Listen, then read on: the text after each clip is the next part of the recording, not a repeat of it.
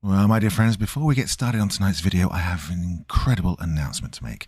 My good friend Dane Petrali, who you might know from the Being Scared channel and the Chilling app, has made a film, and it's going to be in cinemas across the United States for one night only, February 11th, 2026. Now, in the description below, there's details of where you can get tickets. Now, if that hasn't enticed you enough, here's the trailer. They told me Oz was just a story. A fairy tale my grandmother dreamed up after the storm. How do you know Dorothy? I don't. Then why are you here?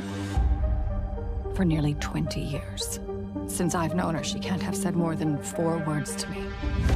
My mother tried to bury our secret. She called it family madness. Are you ready for today's session? But you can't hide from something that knows your name. Now we'll begin. She said she saved me by hiding Oz, abandoning it, leaving it to die so that I might live. I see their faces, the witches, the patched-together creature, the man made of tin, the wheeler. Stay away from us! I see the same yellow brick road, the same shadows, voices calling from behind the wind. Now Oz is awake again. And whatever began with my grandmother is coming back to finish with me.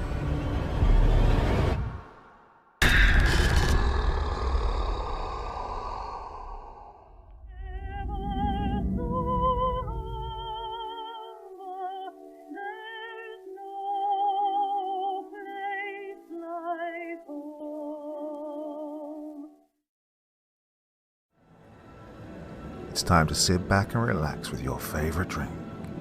And listen.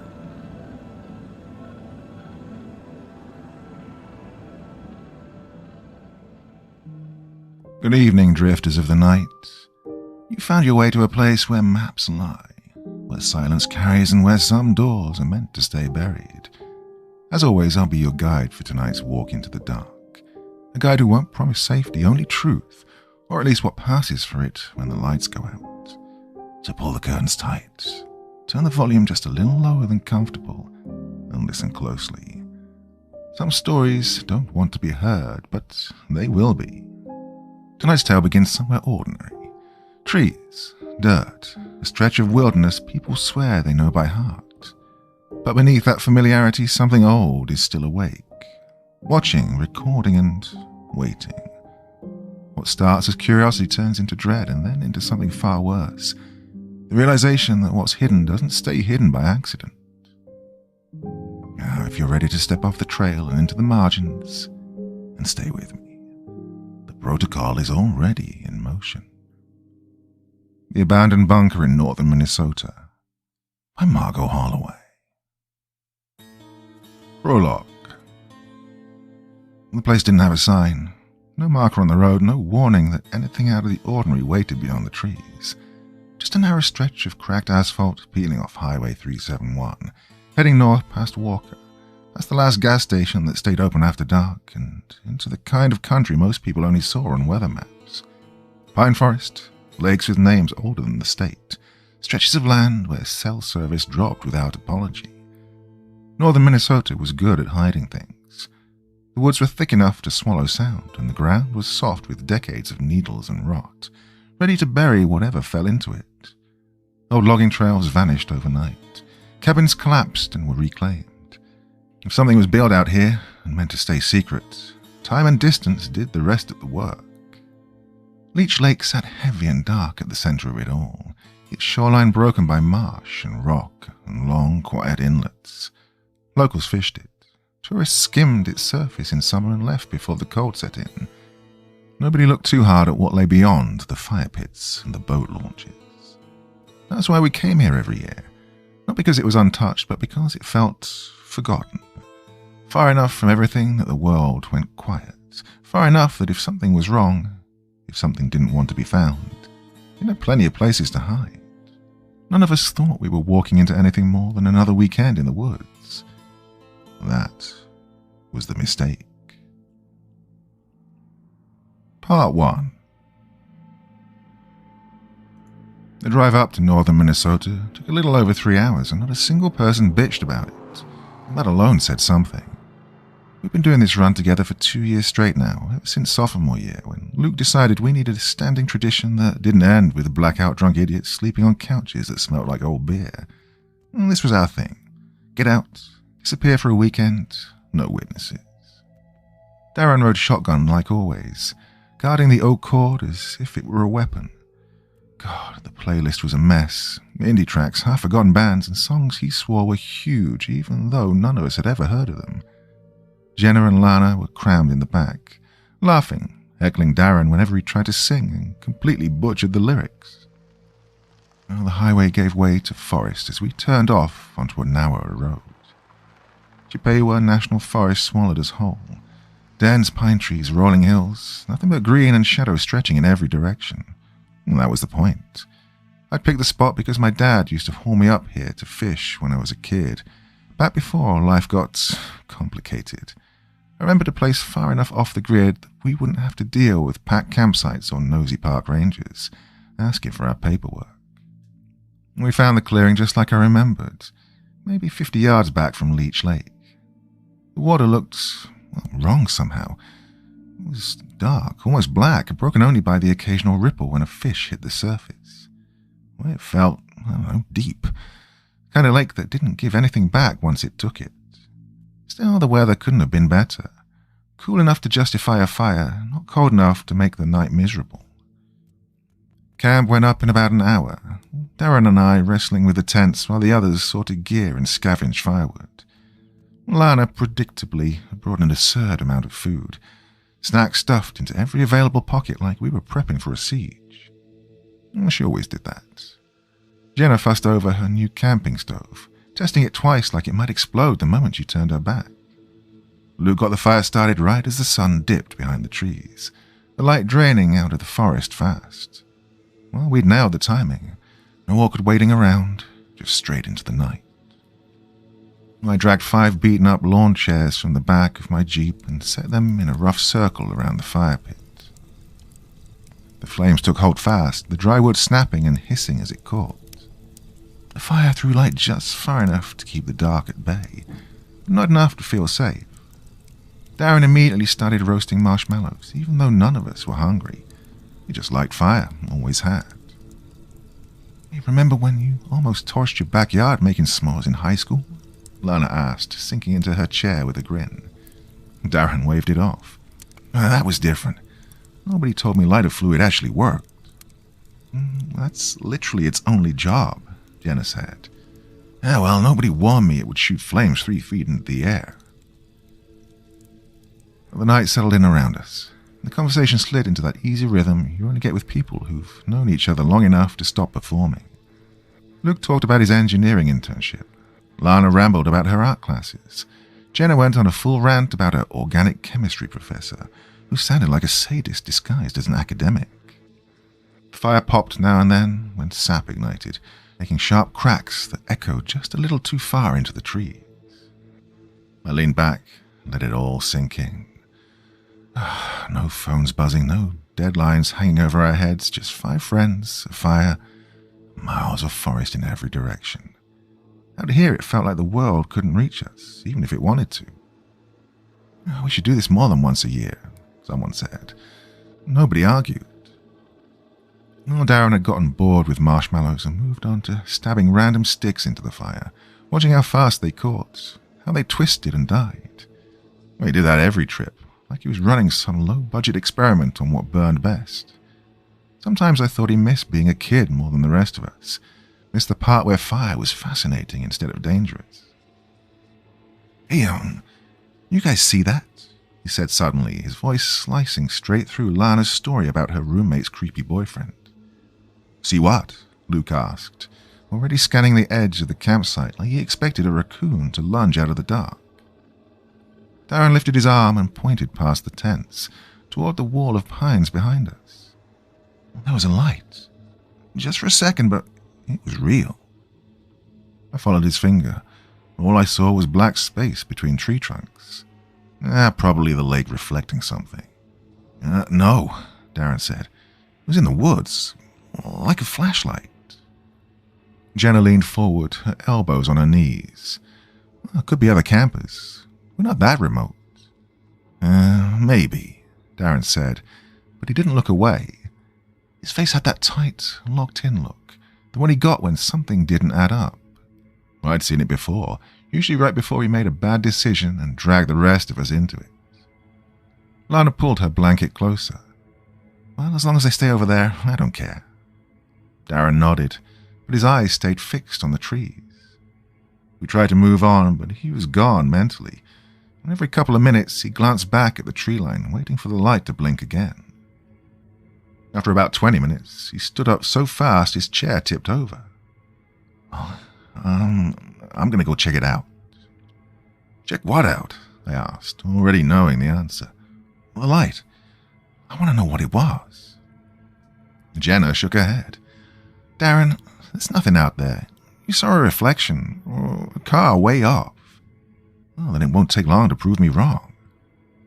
He was already heading for his tent, probably reaching for his flashlight. Luke and I exchanged a look.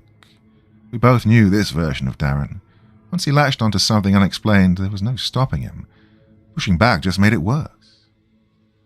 Fine, I said, standing up and brushing dirt off my jeans. But when we wander around the dark for 20 minutes and find nothing, I'm blaming you for every mosquito bite. Darren grinned like he'd just signed us up for something fun instead of stupid. Deal. The others followed, not because they wanted to, but because nobody wanted to be the one left behind. We grabbed our flashlights and checked the time. 9:15. Night had fully settled in. Not exactly prime hiking hours. Darren led us off the campsite, moving faster than I expected. Our beams cut through the dark, revealing pine needles, fallen branches, and uneven ground. The forest felt, tighter out here, like it was closing in on us. Every sound seemed to carry. Which way was it? Luke asked after a few minutes. Darren slowed and turned in a slow circle. I think, this way. He angled left and kept walking.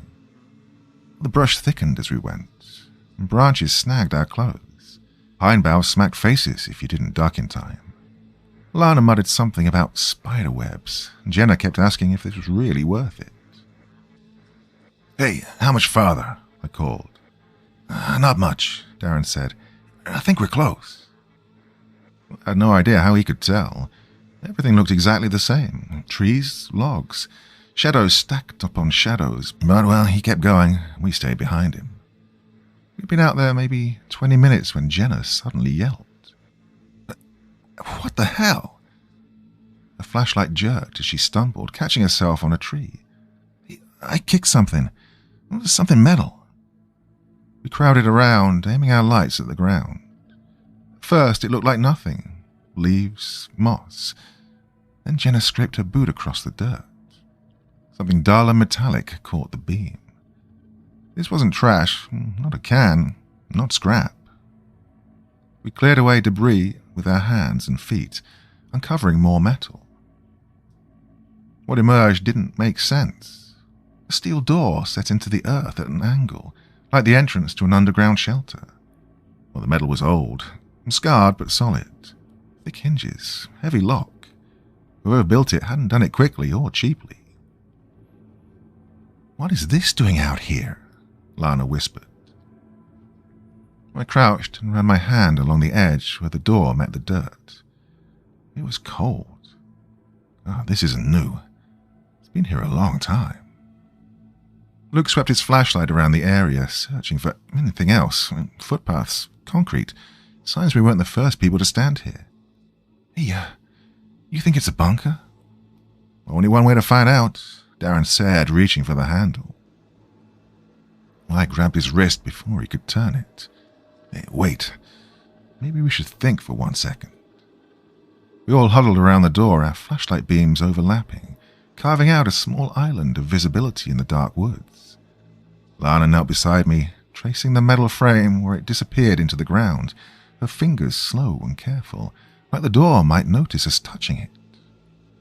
Whoa, This isn't some slap-together job, she said. This thing's built right. Like, paid professionals, not a bored guy with a toolbox and a free weekend. Jenna swept her flashlight over the lock. Well, metal's old, sure. But hey, check the hinges. No rust, not even pitting. Well, someone's been taking care of this. Luke crouched low on the opposite side, scanning the ground. The frame, every detail. Yeah, no chance this belongs to some random root dealer. The design alone would have cost a fortune. Darren shifted next to me. He was restless. His beam was jittering across the steel like it couldn't sit still. Which is exactly why we need to see what's under it. God, this could be incredible.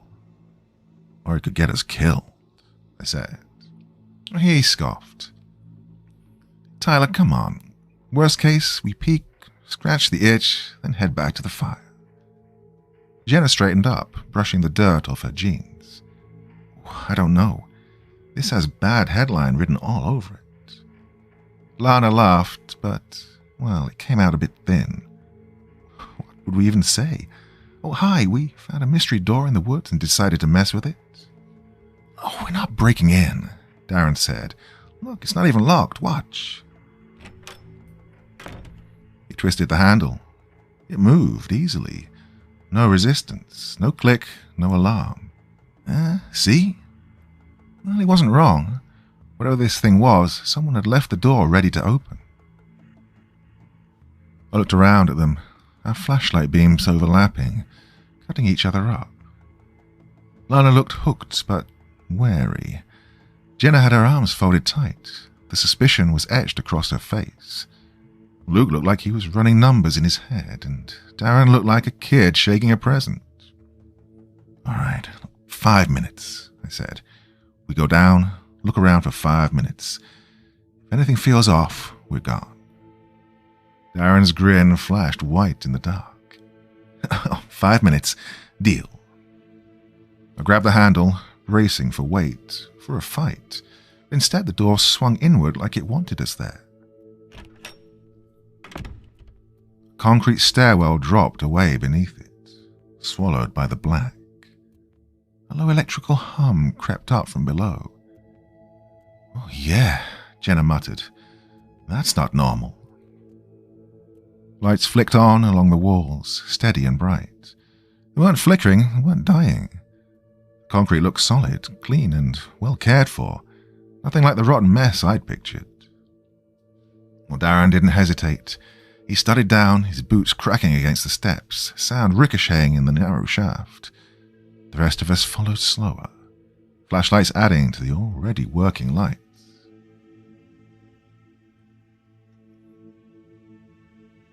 Part 2. The stairs ended about 15 feet down, opening into a wide room. It was bigger than it had any right to be. I swept my beam across it and stopped breathing for a second. Damn, radios covered 2 full walls. Old ones with analog dials, thick switches, gear that looked like it belonged behind museum glass. Except indicator lights blinked across the panels. They were green and red and definitely alive.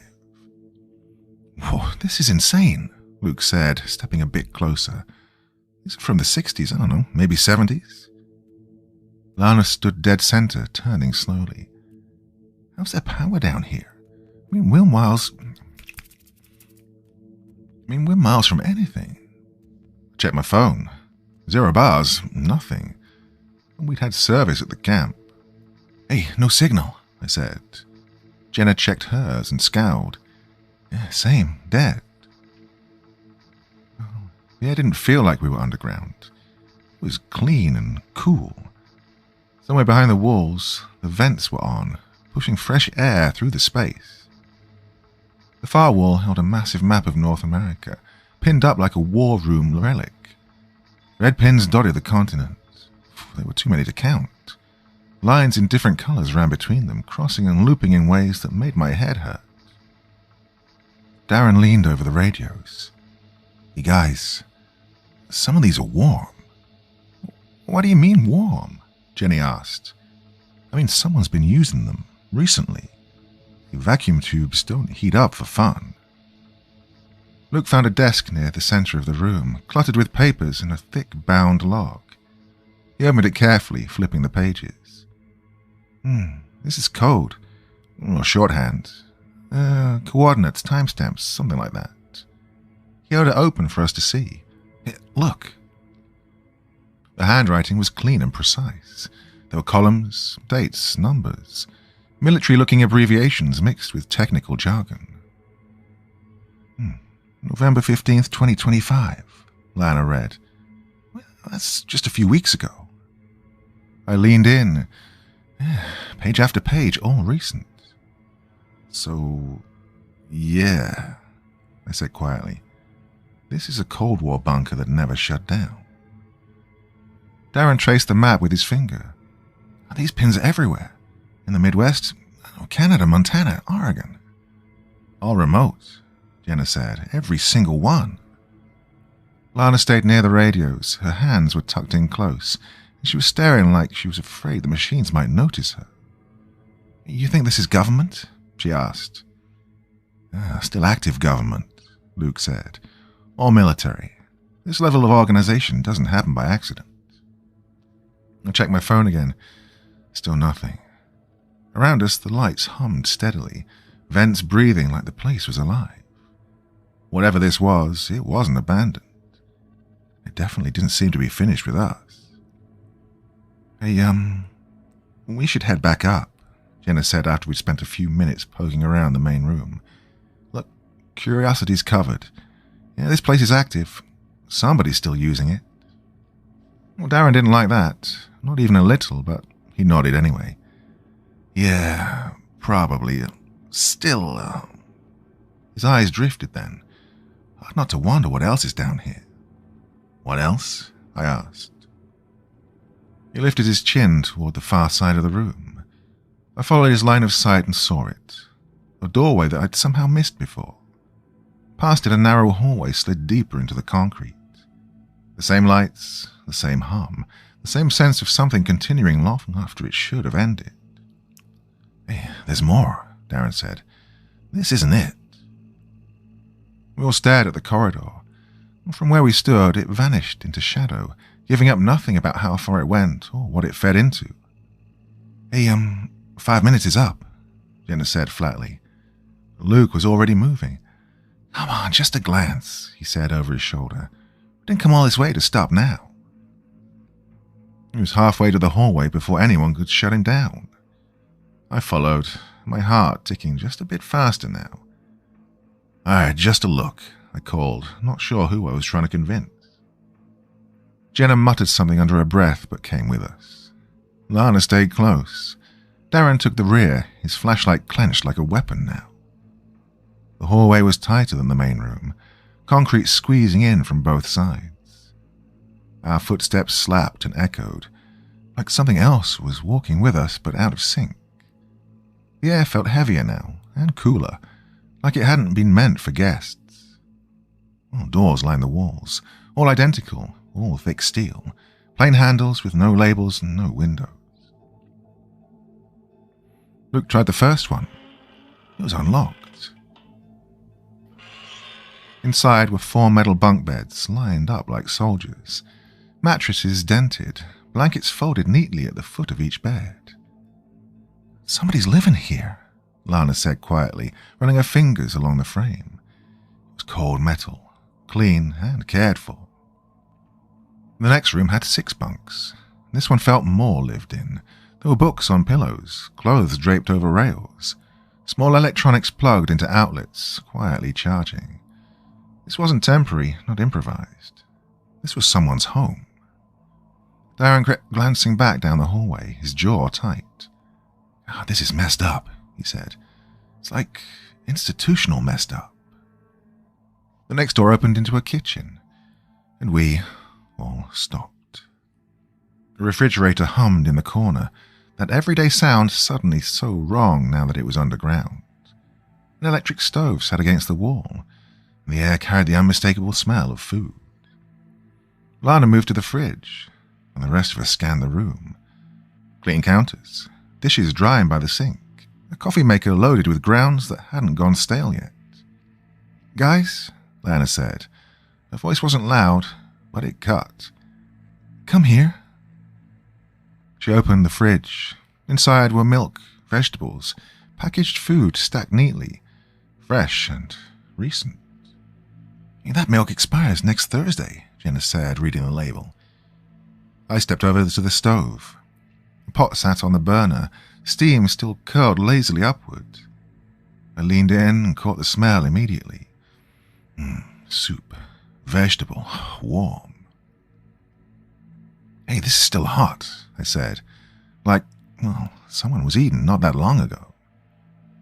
Darren had backed into the doorway now, his flashlight aimed down the hall. His beam shook just a little. "Hey, did you hear that?" he asked. We all froze. The bunker was breathing around us. The sound of fans, electricity, the soft creak of concrete settling. Nothing else. "Hear what?" Luke asked. "Footsteps," Darren said. "Behind us." I listened hard, trying to peel sound apart from noise. Well, the ventilation could hide a lot, sure, but there's nothing I could pin down. "I don't hear anything," Jenna said. Darren nodded, but his eyes never left the darkness. "Yeah, maybe. This place just, it feels occupied." We kept going, the unease crawling under my skin now. 2 more rooms turned out to be storage. Food, medical supplies, batteries, tools, camping gear. Enough to disappear underground for a long time. Everything was labeled and everything seemed deliberate. The deeper we went, the worse Darren got. He kept stopping, turning around, whispering to himself, swearing he could hear something none of us could. "There," he said again, while we stood in a room full of communications gear. "You heard that one, right?" I listened. I could hear fans, electrical buzz, the low groan of a structure doing what structures do. But nothing human. "Darren," Lana said softly, "this place is already creepy. You don't need to add ghosts to it." Well, he shook his head hard. No. Someone's here, I know it. I think they're watching us." The hallway curved up ahead, revealing more doors we hadn't touched. Darren stopped dead. He swept his light across every doorway, every shadow. His breathing was shallow now. "We need to go," he said, barely a whisper. "Now, whoever lives here is still around. They're hiding from us, waiting." Jenna stepped closer to him. "Darren, we've covered most of this place. There's nobody here." "No," he said, backing toward the wall. "You're wrong. I can feel it. Eyes on us right now." Darren flattened himself against the concrete like it might swallow him, his flashlight jerking across the ceiling in wild, broken arcs. His breathing had started to speed up. It was sharp and ragged. In the overlapping cones of our lights, I watched his eyes flick from shadow to shadow. There was nothing there, but it seemed real to him. "Darren," I said, forcing my voice to stay level. "Look at me. There's nobody else here." And he shook his head hard, almost violently, never taking his eyes off the corridor behind us. "You don't get it. They're getting closer. I can hear them. They're whispering about us." Jenna approached him slowly, her palms open like he might bolt. "We've cleared every room. If somebody was here, we would have seen them." No. His voice dropped into a rough hiss then. "They know how to hide. They've been watching since we hit the stairs. They know we found them." Lana stepped in close to me, her face washed out under the harsh lights. The ventilation system kept droning, steadily and indifferent, the same mechanical breath it had been making since we came in. I strained to hear whatever Darren thought was there, but all I caught was the bunker doing what it did. Air and power, but nothing human. "Darren, listen," I said. "We need to go back up now. We've seen enough." He laughed, but there was no humor in it at all. "That's exactly what I meant. They want us running back upstairs so they can follow. Then they'll know where our camp is." Luke, who'd been watching the far end of the corridor, turned back, worry written all over his face. "Hey, Tyler's right. We should leave." "You're all blind," Darren muttered. His flashlight slashed across the walls, even faster now, more desperate. "They're everywhere. In the walls, behind the doors, watching through cameras that we can't see." I looked at Jenna. This wasn't nerves anymore. Something had snapped. Darren's voice had changed, like he wasn't talking to us at all. "Darren," Lana said softly, "no one's watching. It's just us." He finally turned to her, and what I saw in his face made my stomach sink. His eyes were empty, unfocused, like she wasn't even really there. "They told me you'd say that," he said. "They told me. Yeah, they warned me not to trust you." "Who told you?" Jenna asked. Darren smiled, but again, it wasn't his smile. It was hollow. "The voices. They've been explaining everything. What this place really is, why we were brought here." I leaned toward Luke now, keeping my voice low. "Hey man, we need to get him out now." Luke nodded, his eyes locked on Darren. "Hey, Darren, let's go back to the main room. We'll talk about it upstairs." "I'm not going anywhere with you," Darren said, edging further down the corridor. You're part of it now. They turned you against me." Then he started muttering, holding a low, steady conversation with nobody. Couldn't make out the words, but the tone was clear. He was answering questions, justifying us, explaining why we were there. "Oh, shit, this is bad," Lana whispered. I nodded toward the corridor leading back. "Right, let's move. Maybe if we leave, he'll follow." We started backing away slowly and carefully, watching him all the time. Darren stayed pressed to the wall, though, waving his hands at empty air, his flashlight bouncing uselessly off concrete. "Darren, we're leaving," I called. "Come with us." He looked our way, but his eyes slid past us, locked onto something we couldn't see. "Go. I need to stay. They're telling me things, important things, about the surface." Jenna grabbed my arm. "We can't just leave him." "We can't drag him either," Luke said quietly. "Maybe if we give him time, he'll come round." I turned back one last time. "Darren, we'll be in the main room. When you're ready, come get us. We'll go back to camp together." He waved us off without looking. He was completely absorbed. Well, we had no choice.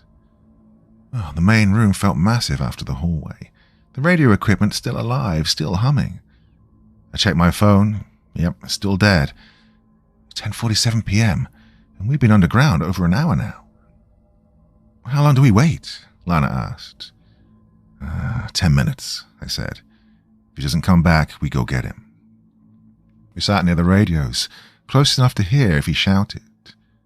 The bunker filled the silence with its own noise. No footsteps, no voice. After what felt endless, but was maybe only 5 minutes, Jenna stood up. "Right, I'm going back." "Yeah, we all are," Luke said.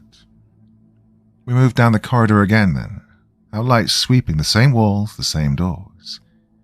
When we reached the spot where we'd left Darren, it was empty. Just our footprints were in the dust. "Darren!" I yelled.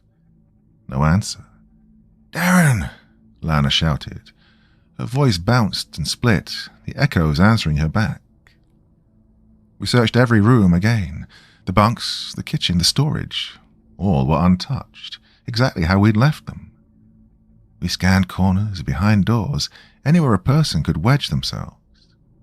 "This doesn't add up," Jenna said. "There's nowhere he could have gone." Luke turned slowly then, studying the walls.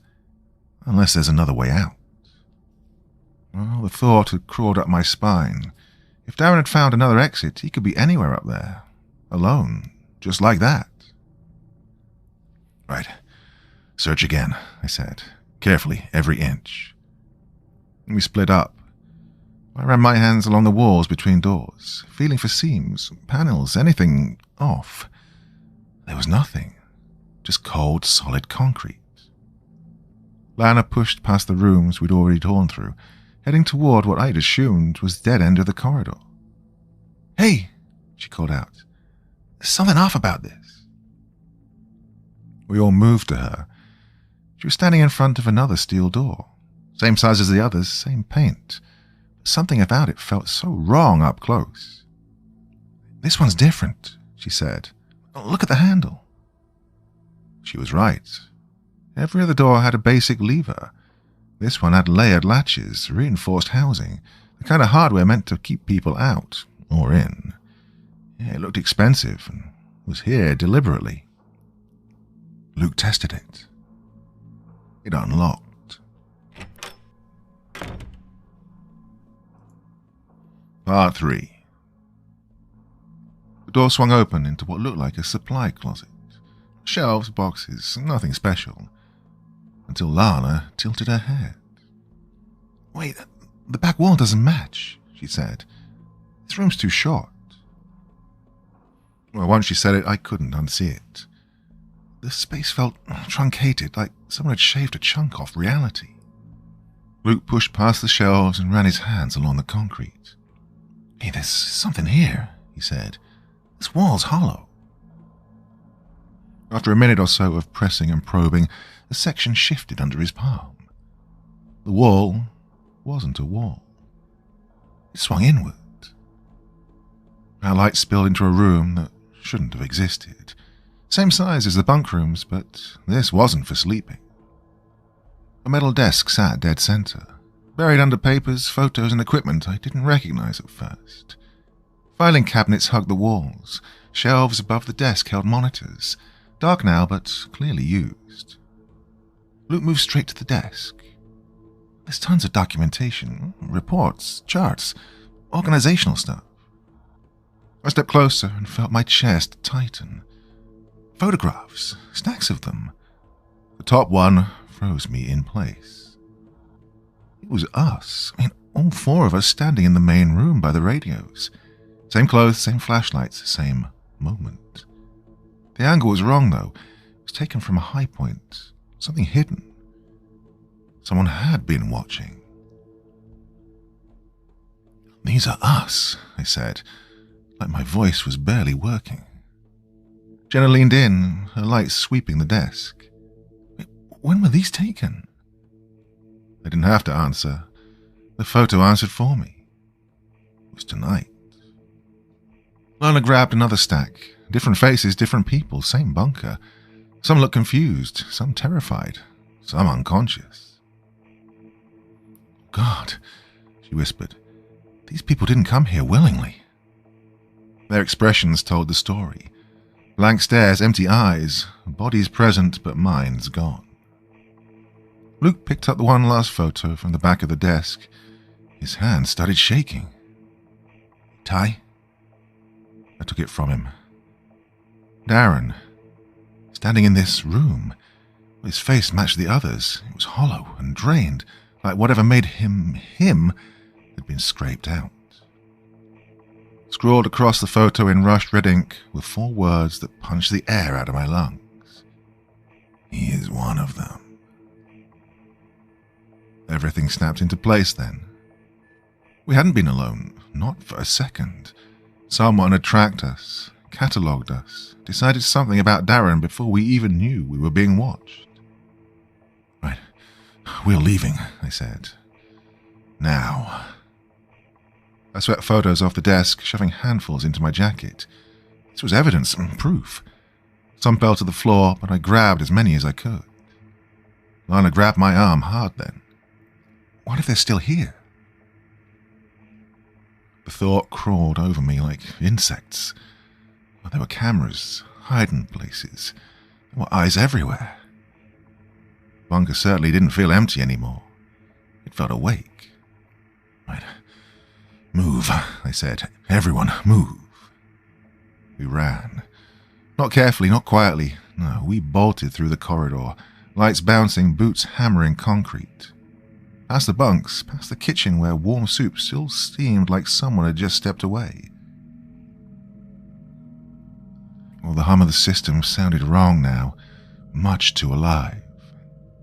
Luke hit the main room first and didn't slow down. He headed straight for the stairs. I glanced around once more at the radios, at the map, the coded log, and then I followed him. The steel door was still open. The cold night air hit me like a slap. I sucked in breath after breath.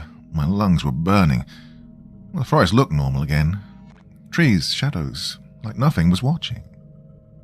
Lana staggered away from the door and bent over, shaking.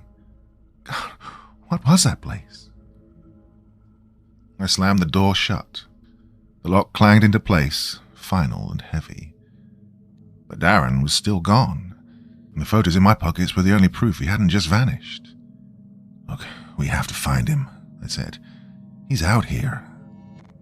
We split up, our voices tearing through the trees. Darren! No answer. Luke headed north, Jenna went south toward the lake.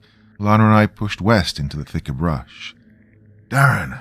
I yelled again. But only the wind answered. Pine needles whispering, water slapping the shoreline. Nothing else.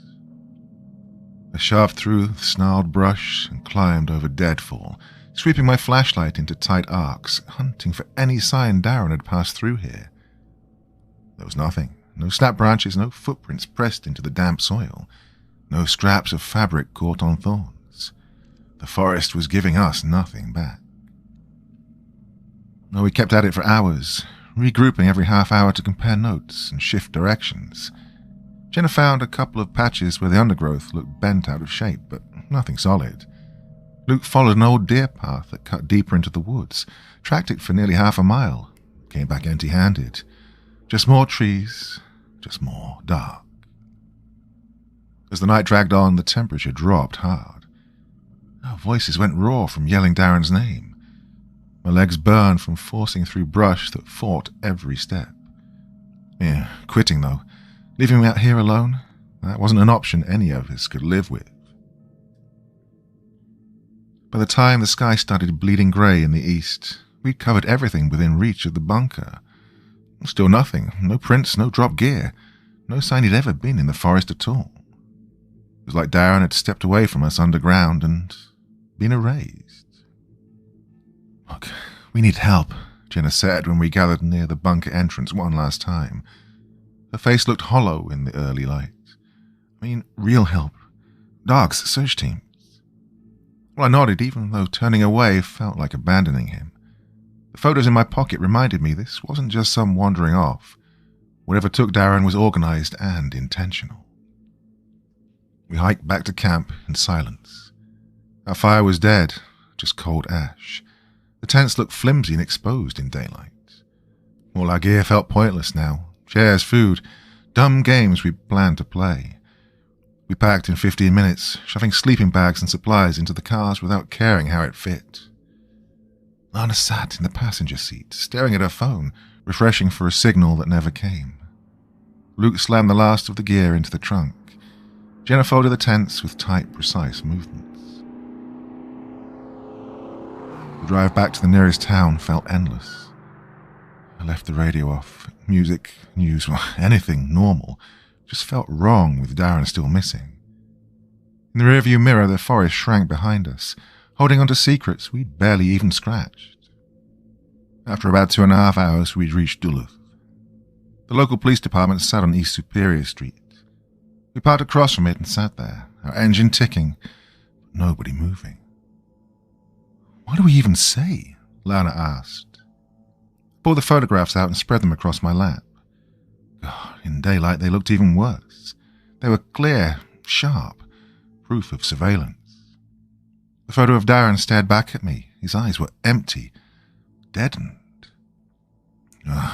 We tell them everything, I said. The front desk sergeant looked like he'd been carved out of night shifts. His tag read Kowalski. He listened without interrupting. His face was flat and his eyes tired. When I got to the part about the bunker, his eyebrows twitched, though, just a little.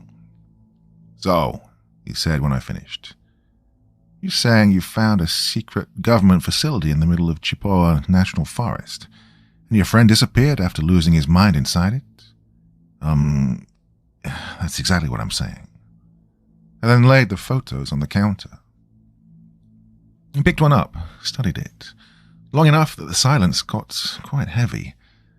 He showed all four of us clearly in the main room. He set it down, then picked up another. Interesting, he said. Where'd you get these? On a desk in the facility. There were dozens, different people, but the same place. Some were unconscious, some even worse. He nodded slowly, a bit of skepticism creeping in. And this place had full power, fresh food, warm soup. Yeah, but no roads, no surface entrance. We stumbled onto it. Jenna kicked the door by accident. Kowalski leaned back, folding his arms.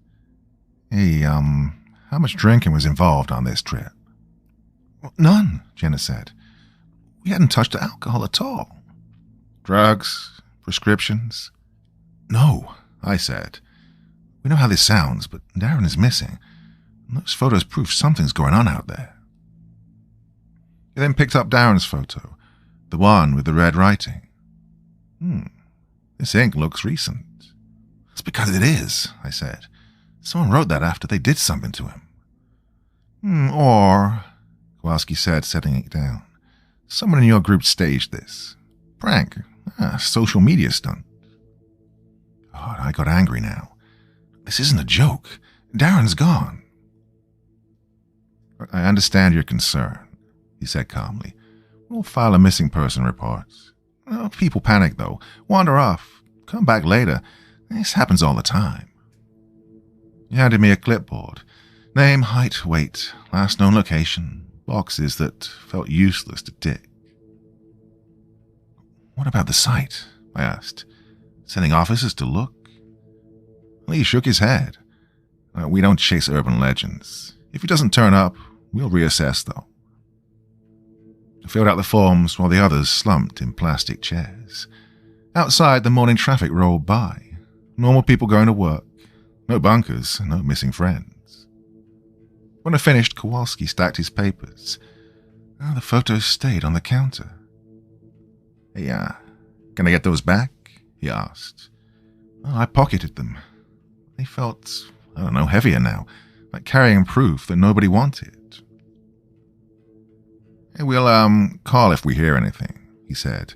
You get some rest. We stepped back out into the daylight with nothing resolved. Darren was still gone, and the world kept moving like nothing had happened.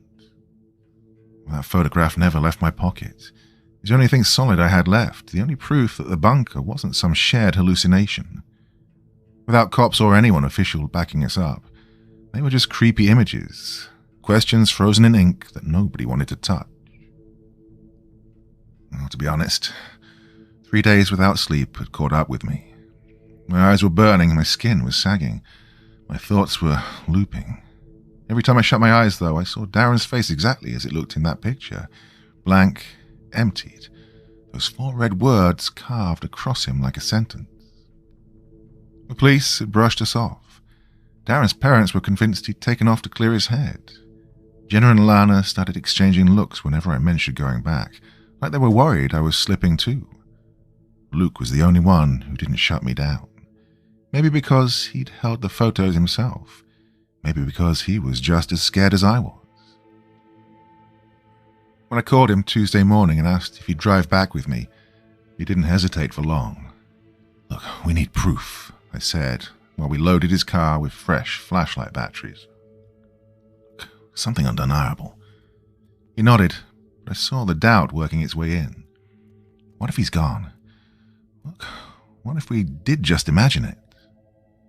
I pulled the photos out and spread them across his kitchen table. In daylight, they were worse. They were sharp and real. I mean, our faces, our clothes, our exact positions underground. Hey, these aren't fake, I said. Luke picked up the photo of the 4 of us by the radios. Yeah, I know, but what if someone's messing with us and setting this up? Then we find out who, I said, and why they took Darren.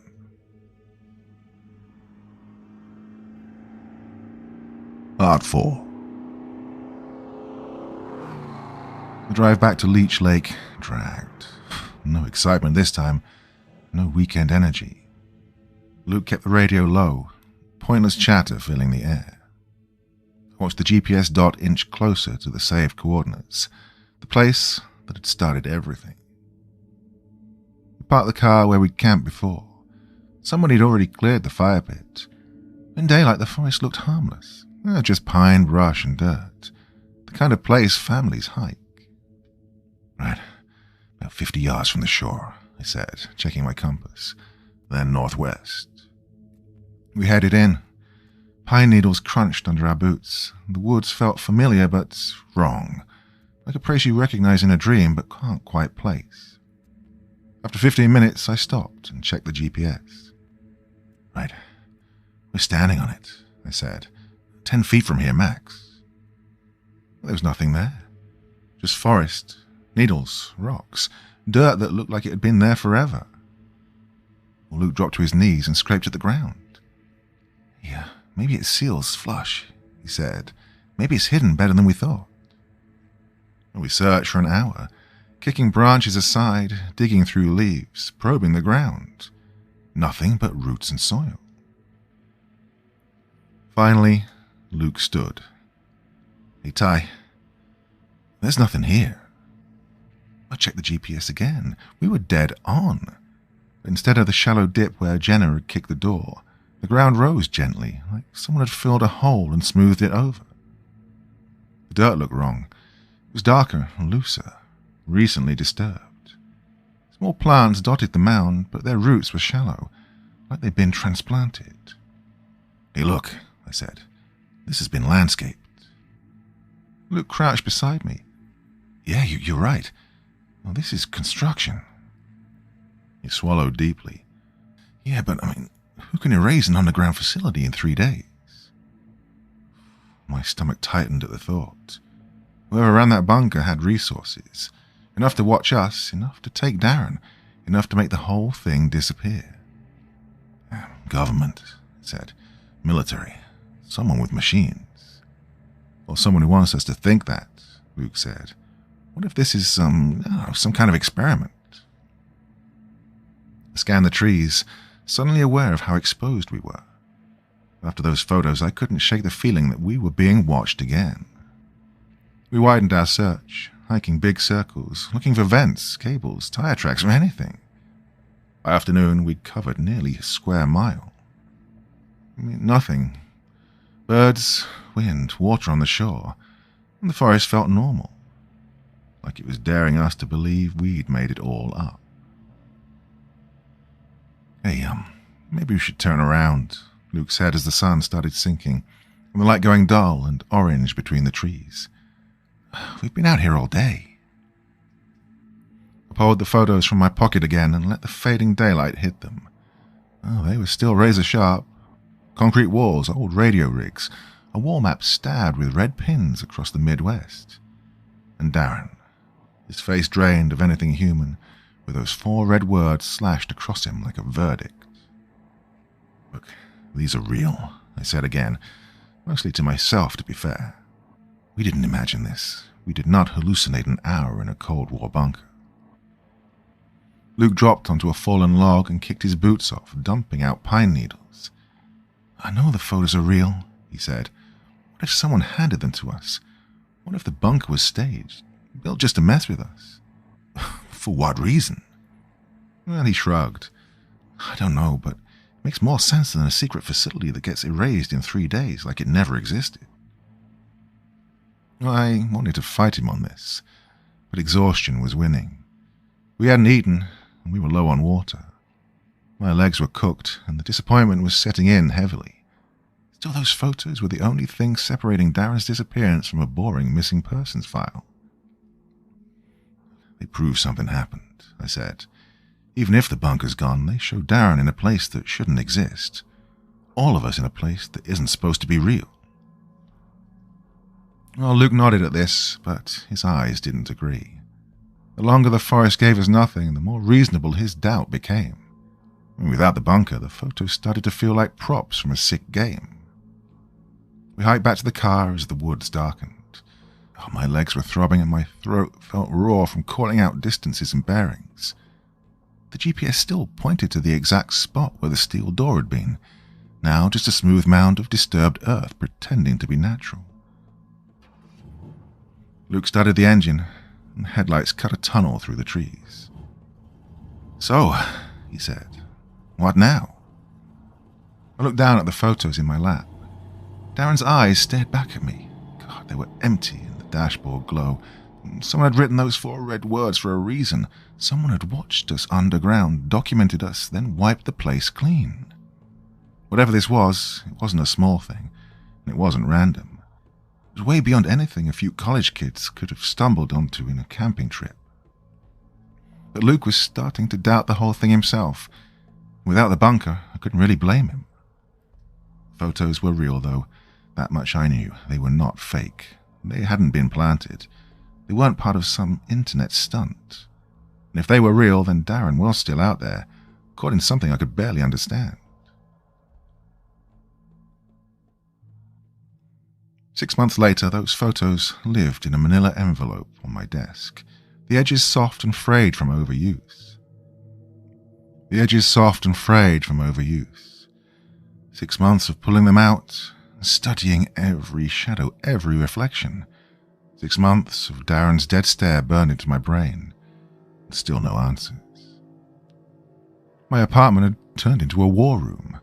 One wall was covered in printouts, missing persons bulletins, forum threads, satellite shots of Jabbar National Forest. I mapped every detail I could remember, cross-referenced the radio equipment with declassified military records, spent nights trying to crack the logbook like it was a code that owed me something. But nothing led anywhere. By month 3, Darren's parents had stopped answering my calls. His mom was polite the last time, thanked me, told me they needed to move on. His dad, though, he didn't bother with kindness. He said Darren had probably joined a commune or a cult or took off to Europe. People disappear on purpose all the time. It doesn't always mean something bad had happened. By February, the police closed the case. Officer Martinez explained it over the phone to me. No evidence of foul play, no financial red flags, no signs Darren had been taken. His bank account hadn't moved, which they took as proof he'd planned it and was living off cash. "Okay, the file stays open," Martinez said. "We're not exactly actively working on it." "Sometimes people do just start over," he told me. "College stress, new direction."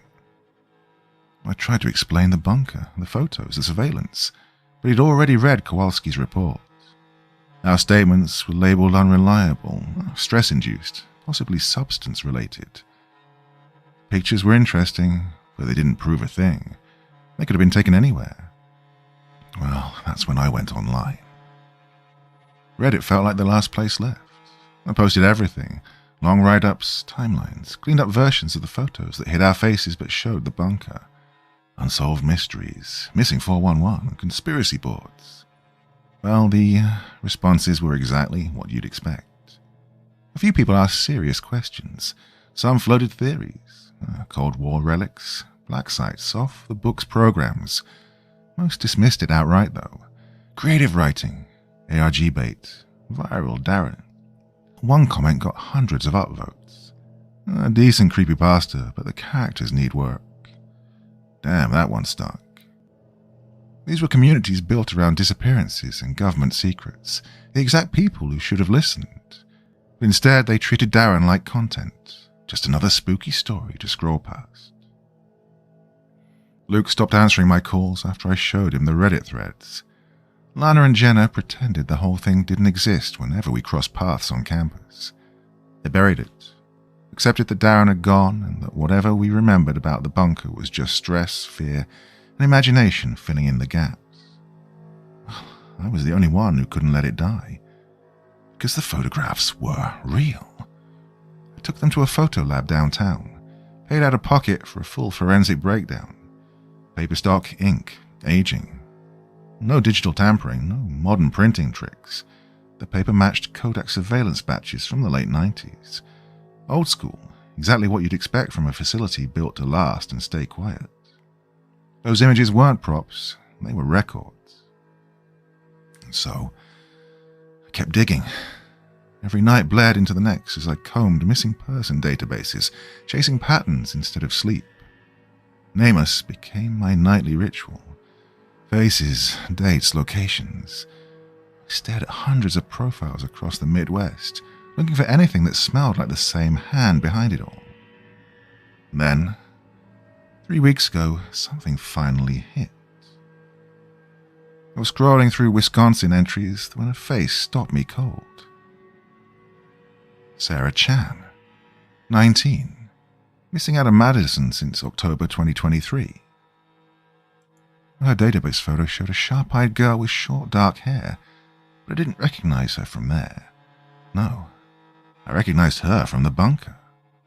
One of the surveillance shots. Same sleeping quarters we'd walked through. Same metal bunks. Same dead stare Darren had worn. She was sitting upright, her eyes hollow, looking straight into the camera like something inside her had already shut off. All my hands shook so badly, I had to steady the mouse with my other hand. Fuck, this wasn't coincidence. This wasn't a staged photo. Sarah Chan was real, and someone had documented her inside that underground facility. Well, I didn't sleep after that. I went back through the bunker photos and cross-checked every face I could see. By sunrise, I had 3 more. James Rodriguez, Minneapolis, missing June 2023. Angela Foster, Duluth, gone August 2024. David Park, Milwaukee, last seen March 2024. All young. Clean disappearances, no trails, no answers. More importantly, all of them trapped in those surveillance images. All of them looking like they'd been hollowed out and put back together in a wrong way. Well, that's when it clicked. This wasn't about Darren, it never had been. We didn't stumble onto a one-off horror. We tripped over a machine that had been running for years. Tonight I found 2 more. Rebecca Martinez, Grand Rapids, missing December 2023. Michael Torres, Eau Claire, disappeared September 2024. Their missing person photos showed them alive, hopeful, frozen in moments their families wanted remembered. But I'd seen the other versions, the bunker versions, blank and quiet, gone in ways that didn't show up on autopsy reports. That's when the full weight of it landed. Whoever ran that facility never stopped. They were still out there, still selecting people across the Midwest, still pulling them into whatever process erased them without killing them. Darren wasn't unlucky. He'd been chosen. The red words across his photo finally made sense. He's one of them. Not dead, repurposed, stripped down and rewritten into whatever those empty-eyed figures had become. Darren was alive somewhere, but he wasn't Darren anymore. My first instinct was to update my Reddit posts, drop names in the matches, shove evidence in the skeptics' faces, prove I wasn't insane. Then my hand froze over the keyboard. Oh, if this organization was still active, if they were this thorough, and they were watching me. The forums, the posts, the keywords. I'd been broadcasting details about their bunker for months. Locations, photos, proof of their surveillance setup. Damn. I hadn't been just investigating them. I'd been announcing myself. I logged into my Reddit account and started wiping everything, hammering delete as fast as the site would let me. 3 long posts spread across different subreddits, dozens of comment threads, private messages from people who'd asked the wrong questions and wanted deeper answers. All of it had to vanish. Every breadcrumb I'd dropped needed to be erased before they understood how much I'd figured out. It took me more than an hour. The site lagged, pages froze, confirmations piled up, but I stayed on until there was nothing left. Then I refreshed my profile. I looked harmless again. Just another college kid arguing about games, local weather, dumb Minnesota stuff. No bunkers, no surveillance photos, no missing people. But the damage was already done. For months my posts had been wide open. Anyone watching the right keywords would have seen them, and if the people behind that bunker were as organized as I now knew they were, And of course they were watching. They knew I'd been digging. They also knew I had photos. Now they knew I'd linked their operation to real disappearances. I leaned back and stared at the photographs spread across my desk. Sarah Chan, James Rodriguez, Angela Foster, David Park, Rebecca Martinez, Michael Torres. 6 people whose families were still waiting on phone calls that would never come. Parents still checking voicemail. Friends still leaving messages. Hope still alive because no one had told them the truth. Well, I had. I'd seen what those people became once the organization was done with them. Empty, quiet, still breathing, but stripped down to nothing inside. Darren was part of that machine now. Somewhere out there he wore that same blank stare, doing whatever job they'd hollowed him out for. The kid I grew up with was gone. The guy who planned our camping trips, told awful jokes, knew everyone's coffee order. He didn't exist anymore. What was left might still look like him, but Darren was gone down to the bone. I couldn't save him. Couldn't save any of them. Whatever this organization was, it operated on a level I couldn't touch. They erased facilities like they were chalk drawings. They buried investigations. They rewrote people. And they did it cleanly. The only thing I had going for me was that they might not realize just how far I'd gotten. The smart move was obvious. Walk away. Delete the photos, close the databases, convince myself the bunker never existed and live with the grief like everyone else was forced to do. But those photos were still there on my desk and my hands wouldn't move. They were proof that somewhere in the Midwest people were being taken and remade for reasons I would probably never understand. Proof that Darren hadn't just vanished. Proof that he'd mattered. I gathered the photos carefully and slid them back into the manila envelope. Maybe tomorrow I'd be strong enough to destroy them, to accept that some truths aren't meant to be chased. But tonight I needed them. I needed something solid that said Darren had been real, that our lives had intersected for a reason, that something evil had torn him away from everyone who loved him. I tucked the envelope into my desk drawer and shut it. Then I turned off the computer, the glow of the screen finally dying. Outside the window, the world kept moving like nothing was wrong. Cars passing, lights flicking on, people living their lives, completely unaware that 6 people they once knew were now something else entirely, serving purposes no one would ever put a name to.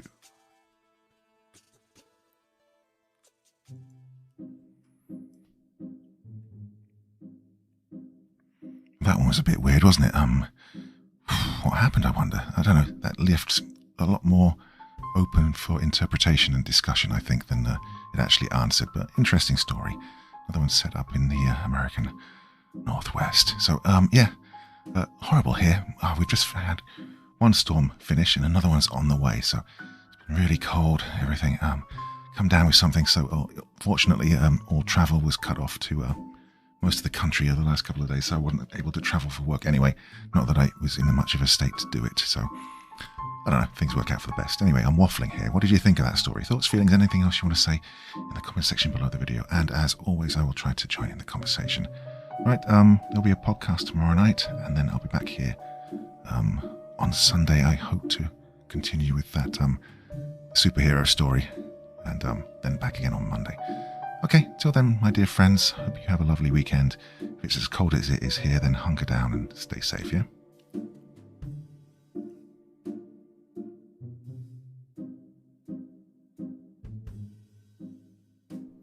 Thank you so much for taking the time to listen to this story today. Really means a lot to me and to the author of the story, of course. Well, if you want to know more about me, I'm pretty much everywhere on social media. You can find me on Facebook, Twitter, Instagram. You can download my music on SoundCloud. I've got a Patreon if you feel like. Throw me $1 or $2. Very much appreciated. And of course, on Reddit, I have a place where you can leave stories if you want me to read one that you've written. Well, hoping to see you all again very soon. Till then, sweet dreams. Bye-bye.